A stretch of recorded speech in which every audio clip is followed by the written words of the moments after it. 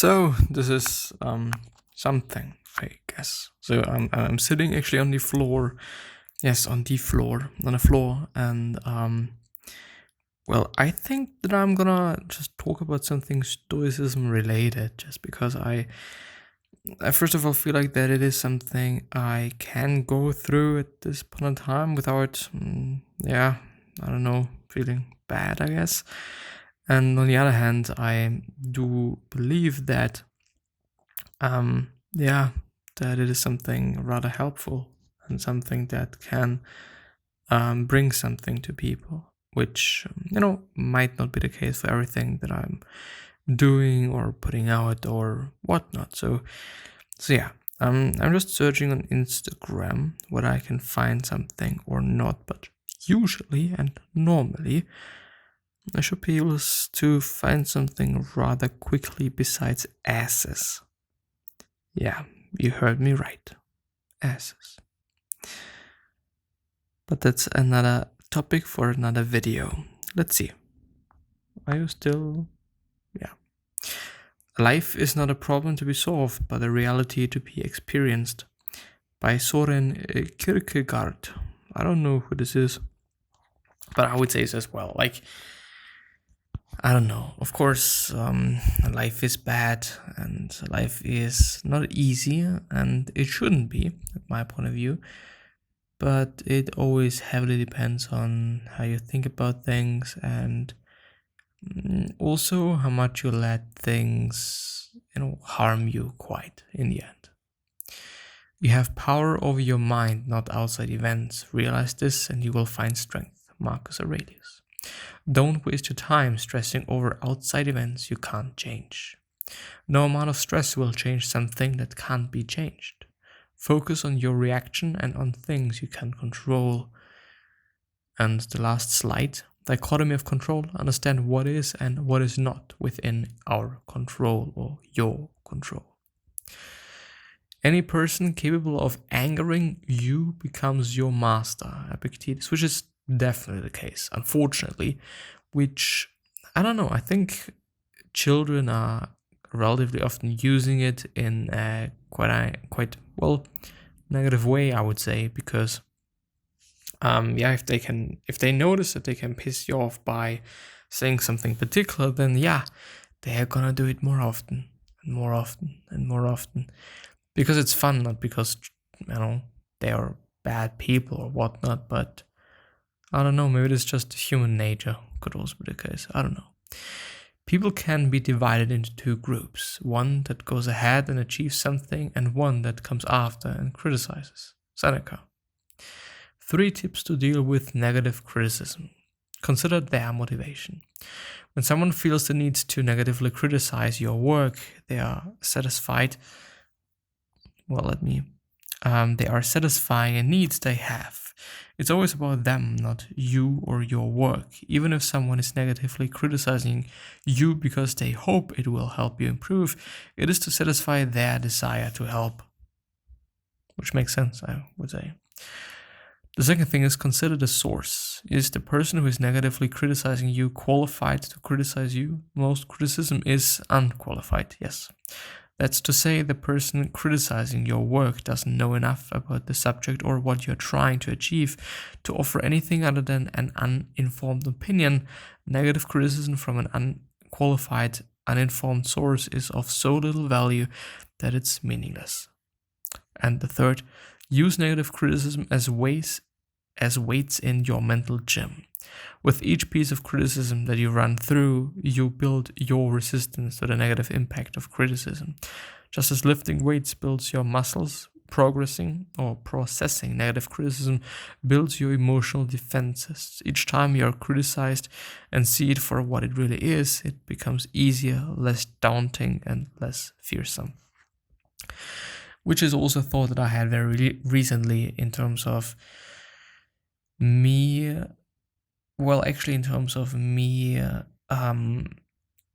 purposefully putting myself into a space where I am gonna feel a lot of pain, mental pain. And I thought, well, And all let's actually do that so that I can actually have my mental gym and that I can build my resistance and strength in my mind.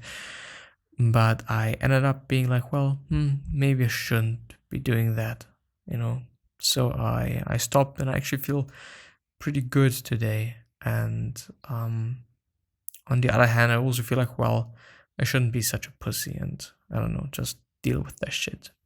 But anyway, it doesn't matter what you bear, but how you bear it, by Seneca. We can't control everything that happens to us. What was meant to happen will happen. We control how we react and whether or not we let what happens take away our peace. And yes, I would definitely also say so. Like, there is always, like, we can always change how we are viewing things, and what we let them do to us, and so on and so on. There is Stoa Daily, Stoic philosophy. Let's see what they are up to. It is impossible for a man to learn what he thinks he already knows, by Epictetus, and it is definitely the fucking case. Confucius, what the superior man seeks is in himself what the small man seeks is in others. Marcus Aurelius, stop whatever you're doing for a moment and ask yourself, am I afraid of death because I will not be able to do this anymore? First say to yourself what you would be and then do what you have to do, by Epictetus. First say to yourself what you would be and then do what you have. Is it the same thing but another color? Well, yeah, it is. And you can buy it as a mug, apparently. No man is more unhappy than he who never faces adversity, for he is not permitted to prove himself. Seneca. Haven't heard that one before. Herman Melville. Ignorance is the parent of fear. Then Cleanthes. The willing are led by fate, the reluctant are dragged. Viktor Frankl. What men actually need is not a tensionless state, but rather the striving and struggling for some goal worthy of him. Which I would definitely fucking say. Like, it is so insane how much that is important. Also how important it is for me, quite. I don't know, like, I always need to do something. I always need to go for something. Yeah. I don't know.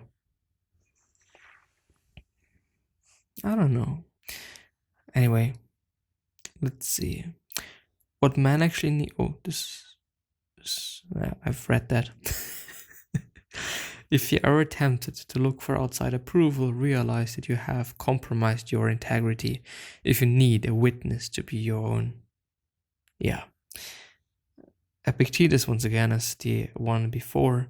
If you are careless and lazy now and keep putting things off and always deferring the day after which you will attend to yourself, you will not notice that you are making no progress, but you will live and die as someone quite ordinary.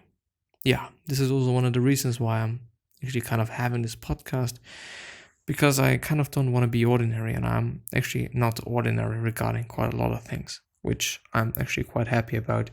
But I do want to say, and I do have to say that, I don't know, being ordinary is not that bad either. It is who you are that you kind of should be. And I don't know, we all are different, and some people want to do this, some people want to do that, some people want to have a podcast, some people want to sit around at 20 minutes before 10 fucking p.m. and just record something and talk about philosophy in hope of changing someone's perspective and in hope of changing somebody's world quite as well. I don't know if I'm able to do that today.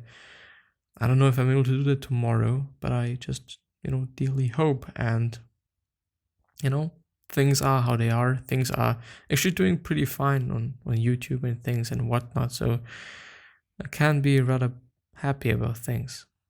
But yeah, anyway, ask yourself at every moment, is this necessary? Marcus Aurelius. The measure of a man is the way he bears up under misfortune. Plutarch. I've never heard of this person. Seneca, wherever there is a human being, there is a chance for kindness, and we should be kind. Haruki Murakami, I actually know him, but I don't know where from. He's also an author, that's for sure, but I don't know the book now. Well, when you come out of the storm, you won't be the same person who walked in. That's what the storm is all about.